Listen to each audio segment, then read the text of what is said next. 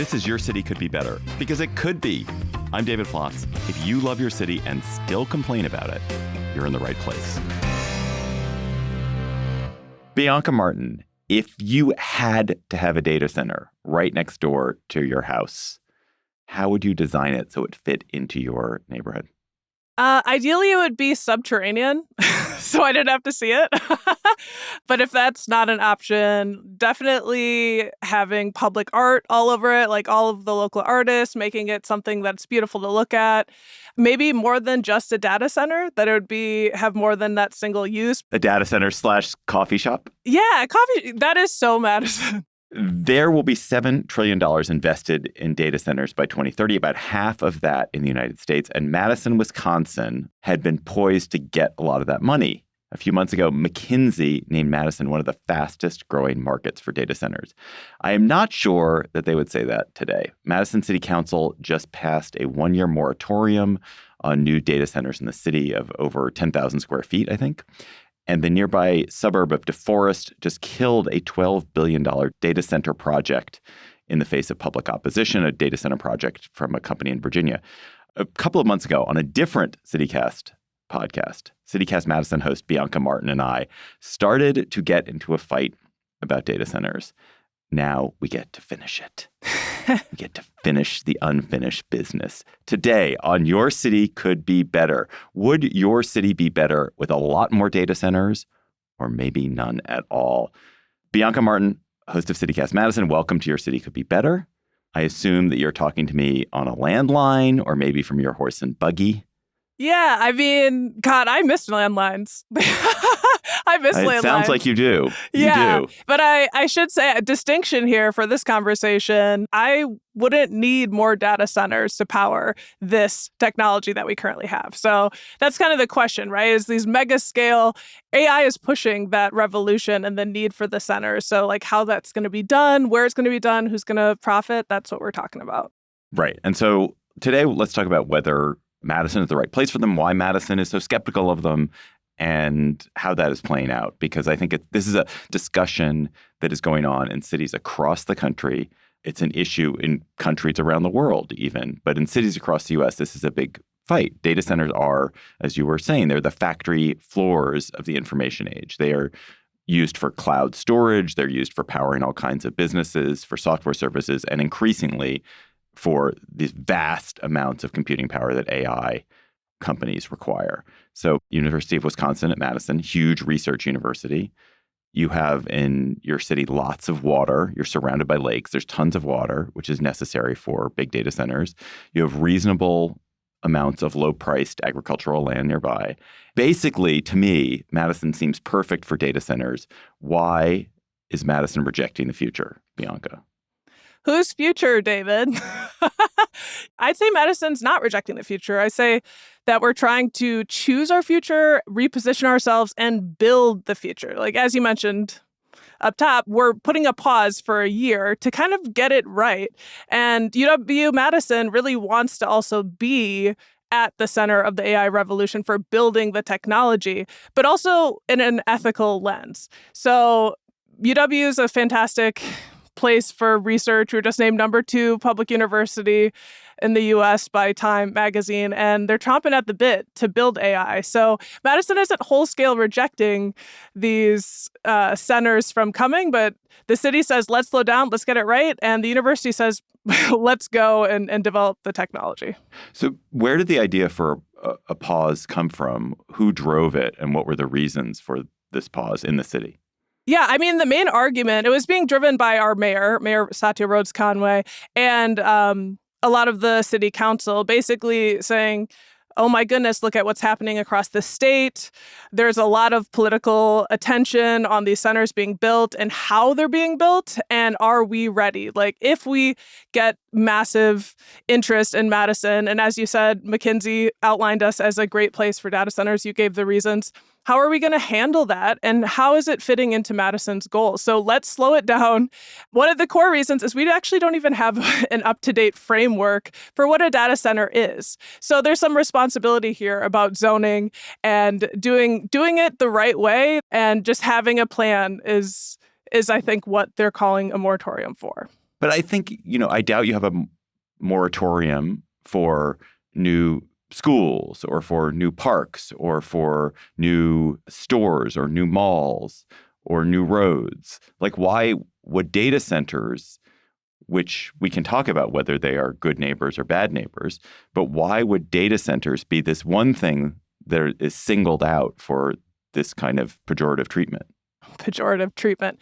Well, big money, big impact, right? I don't know the latest mall that was going to cost $12 billion. So as you mentioned, our neighbors, DeForest, they just basically killed a $12 billion data center proposal. They're about 15 minutes north of us. And just the way that it would impact their utilities and water. There was a report from the Wisconsin Department of Administration that said QTS's annexation to DeForest was, quote, not in the public's interest, bringing up concerns about whether the village could adequately provide water and sewer services to the area. So, yeah, they're looking at natural resources. Feels like such a big figure, but the center was expected to need 125,000 gallons of water daily. So that's nearly 15% of the village's current supply.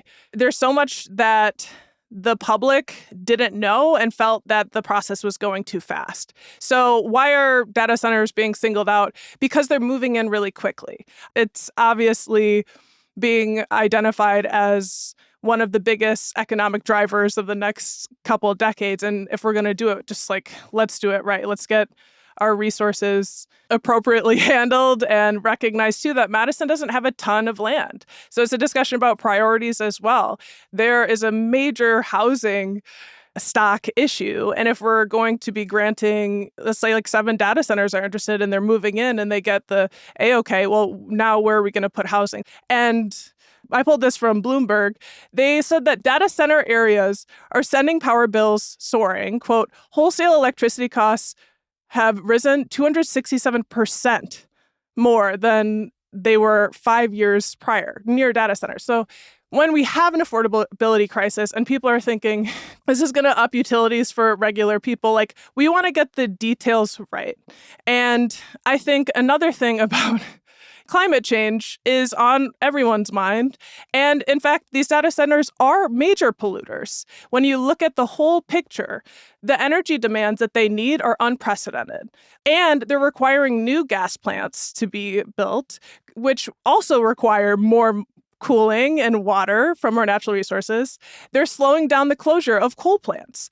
And even a nuclear site in Wisconsin is in discussion being built to uphold this massive energy demand. And so when we're talking about how can we decarbonize, right? How can we decarbonize our environment? And we're seeing our administration getting rid of rules around the EPA and rules for our limits. People are concerned, and there are real tangible impacts of climate change today. So it's just it's a matter of getting our priorities right as the rush of very well-resourced companies come in and might be able to get away with things we don't want them to. Sure. And I don't live in Madison. And as far as I know, where I live in Washington, D.C., I don't know that we've had a data center issue. But when I hear you talk about this, it feels to me like a form of NIMBYism disguised as caution or disguised as care, that it's pretextual, people say, we're going to protect farmland, or there's going to be a strain on water capacity, or there's going to be a strain on power, so let's get it right. But what that basically means is don't do it, and not doing it for a year or turning it away entirely, as the town of DeForest does, means that these folks will just go somewhere else. The development won't happen there. It will go elsewhere. But you lose the benefits of that growth. And I guess I just find it self-defeating and destructive to the future growth of a city like Madison to say no to something which does have to move fast and which is critical infrastructure. But people are like, critical infrastructure, but not for me. For you can have that critical infrastructure where you live, but I don't want it where I live. But it doesn't work that way. I guess Wisconsinites don't have a great taste in their mouth and don't have short memories about big industry coming to town and promising huge economic benefits. I mean, we have to talk about Foxconn, which was a promised $10 billion investment, 13,000 jobs promised. Donald Trump, our president, was saying that it would be the eighth wonder of the world. He was here in Wisconsin to cut the ribbon with Governor Scott Walker. And the local government put $1 billion in infrastructure investment into that project. And that completely went south. And Mount Pleasant and the surrounding area, they're still licking their wounds. We're not saying that we don't want investment, we don't want money, but we know, and as us here city casters know, local, we care about each other more than somebody who is not here. You know, like, what future are they building? What are we being a part of? We're a Rust Belt state. Like, that loss of manufacturing and hollowing out of that economy, like, that is just not that long ago. And we want to make sure this economy, as it changes, that we're best positioned to, you know, reap the benefits and not be holding the bill when something like AI, which is developing so fast, could leave us behind. I mean, I've got 5 iPhones in this house that were decided this one isn't good enough. Let's make another one. Let's make another one. And these are corporations that have their own interests in mind. And I think it's very prudent to ask for even 1 year. I mean, 1 year. If you can't wait 1 year, if this is such a slam dunk deal, then in a year and a half from now, it should still be a slam dunk deal.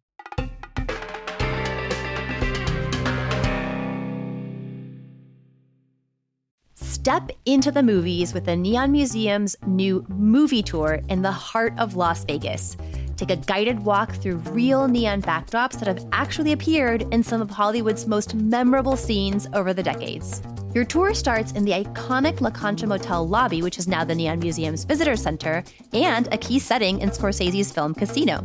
Stand where Robert De Niro and Sharon Stone filmed their romantic evening as Ace and Ginger, and then wander the world-famous neon boneyard surrounded by vintage marquees and historic signs. Plus, you'll connect neon landmarks to films like Casablanca, Superman, and The Joe Louis Story.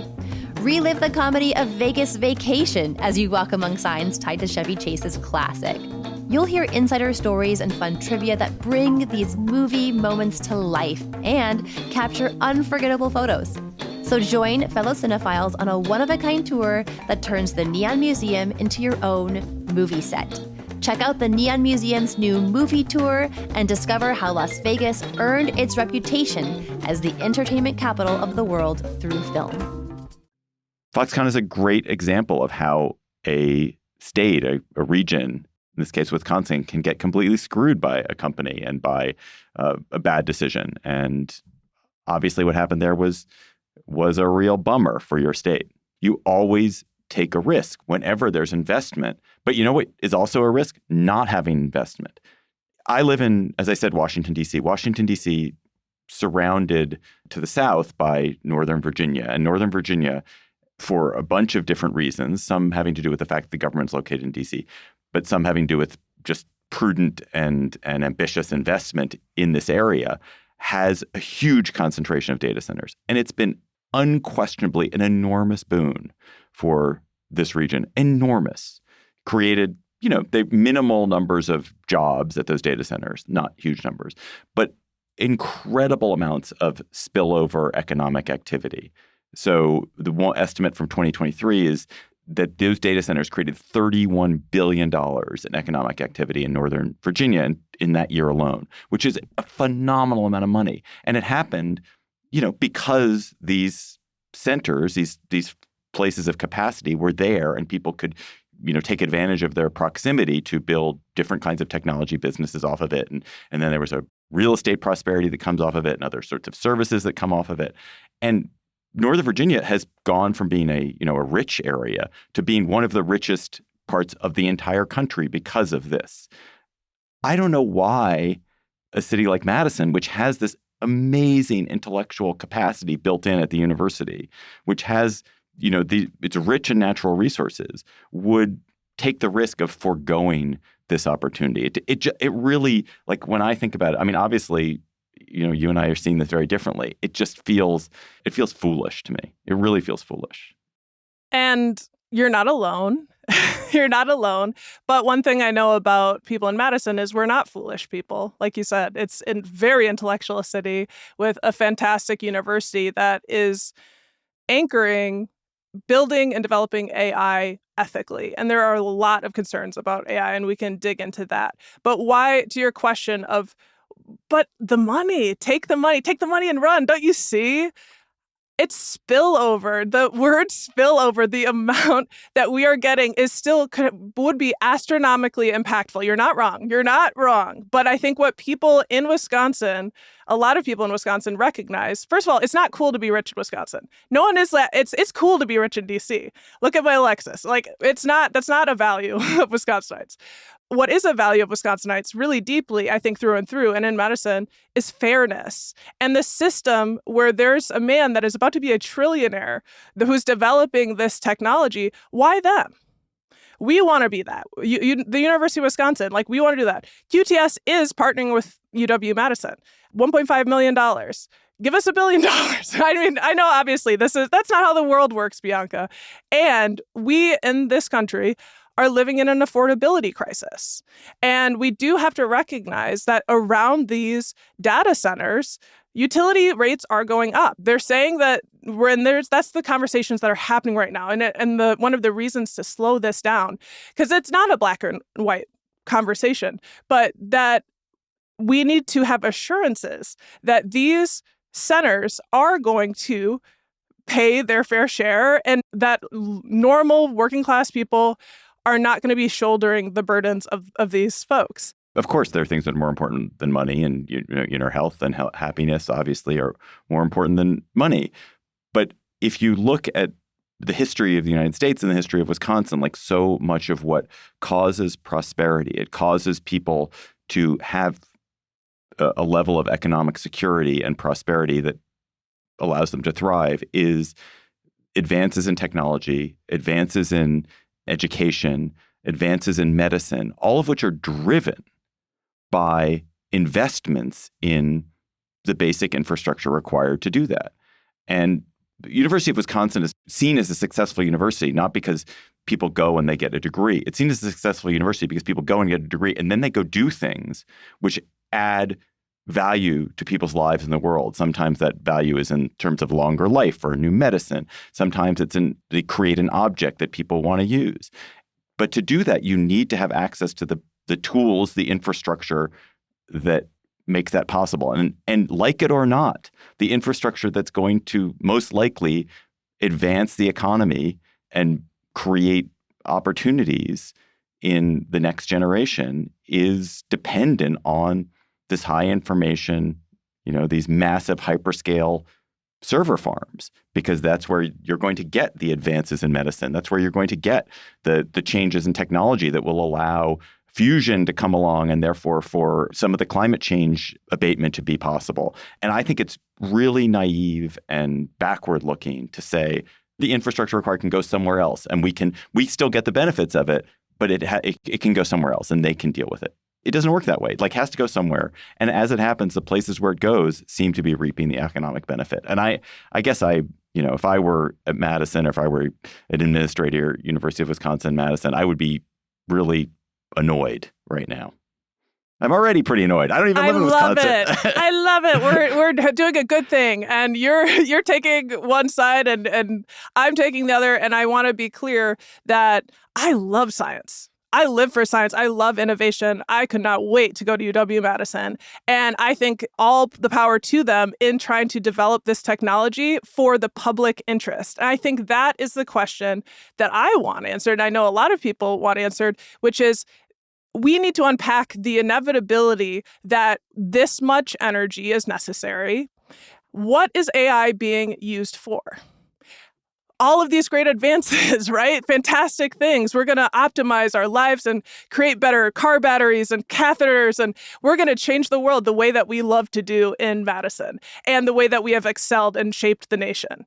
And How do you Well, optimize? you're not. Not if you turn all this stuff down, you're not. But we're not. UW is not turning it down. To be clear, like they're putting hundreds of millions of dollars into AI. They're opening a new AI computing school. They're bringing 50 faculty. They are. I don't speak for UW.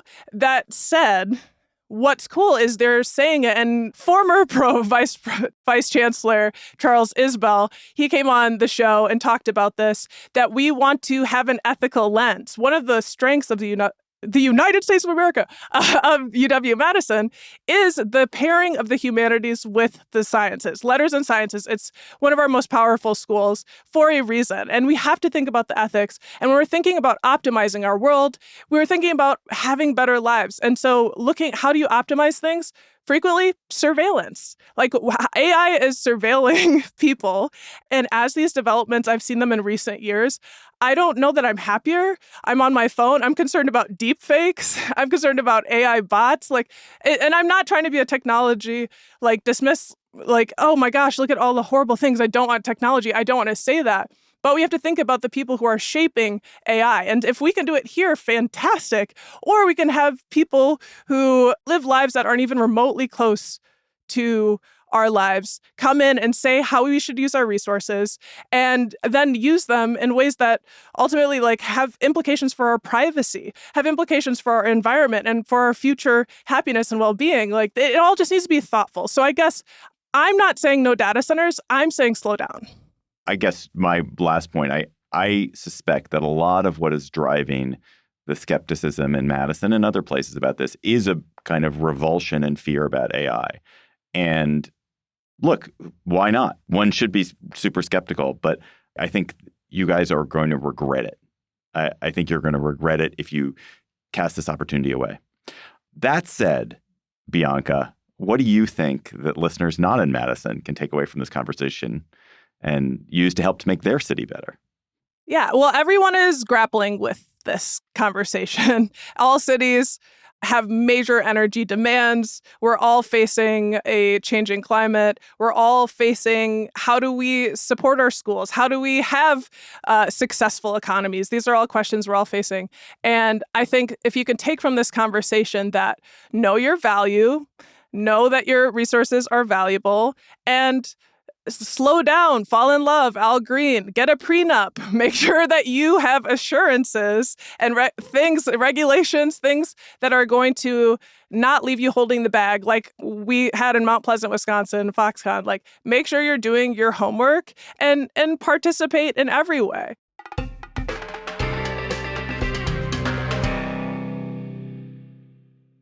Okay, Bianca Martin, let us change gear. Let's find something to agree on. How about? Let's go to our City Chatter segment. We need to rename that segment. So listeners, if you have a better idea for the name of that segment, send it to us. Send it to me at david.plotz@citycast.fm. I have a question for you. So if somebody moved to Madison tomorrow, if I moved to Madison tomorrow, what is the one habit that I would have to adopt immediately in order to survive and thrive in Madison? Be good at small talk. Seems like something that everyone needs, but particularly in Madison. And I picked this one in part because I used to live in D.C. for about 4.5 years. And I'll just say I had culture shock moving to D.C. and then culture shock when I moved back to Madison, because people will talk to you here for no reason. People you do not know, strangers, they will compliment you. They will find something to talk to you about. Weather, obviously. You'll be like, why is everyone always talking about the weather? It's more about relationships and anchoring relationships with one another. Just this morning, I went into a coffee shop to get breakfast, and I had my headphones on listening to my podcast about AI and data centers. And the woman's like, oh my gosh, your scarf is so great. And I was like, oh, thank you, and then immediately I had to say, oh, you should go to this local shop that sells scarves out of Garber Feed Mill. They've got ones that are really similar. And then a woman walking into the coffee shop is looking at me like she knows me. And I do not know her. And she's like, oh my gosh, that scarf, I just saw one at Woodman's. Oh my God. And everyone was smiling. And that is not something in major big cities you necessarily have to reckon with. I remember being in DC, NOMA platform for the metro, and I saw a woman looking fantastic, and she had an amazing skirt on, and I walked up to her in the morning and I said, "That skirt is incredible." She looked at me like, "Why are you talking to me? Do not talk to me." And I was like, okay, heard. So that is the thing, is being able to understand that people want to connect. If you're sitting by me, there's a very good chance you're going to get talked to, kind of like on a plane. Not that necessarily everyone likes that, but it's kind of nice too. Oh, that's nice. That seems human. It seems really human. Yeah. Well, you're not wearing a scarf now, Bianca. No, I'm not. So I can't. There's nothing I can compliment you on. You have a nice top. Great top, Bianca. Thanks, David. Okay, so that's what you have to do if you move to Madison. What's your advice, David? If somebody moves to DC, what's one skill they have to pick up? You have to be really comfortable talking about work.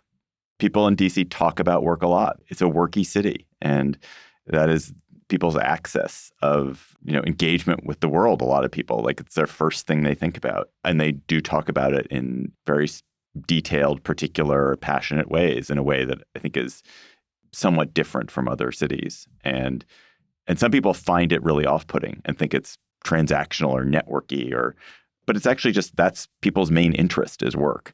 And so they talk about it. And so you do have to learn how to engage with people about their work and be able to talk about your work. So there we go. We just did it. We just had a whole podcast conversation about our work. Yeah, I'm used to that. Yeah. Bianca Martin is the host of CityCast Madison. Thank you for coming on Your City Could Be Better. Listen to Bianca every weekday on CityCast Madison.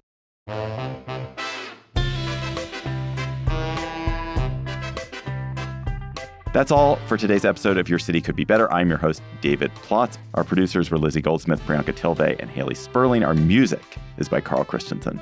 If you're enjoying the show, why not tell your friends, rate the show, leave us a review wherever you get your podcasts. We will be back next week with another conversation, possibly less contentious, about how your city could be better. I'll talk to you soon.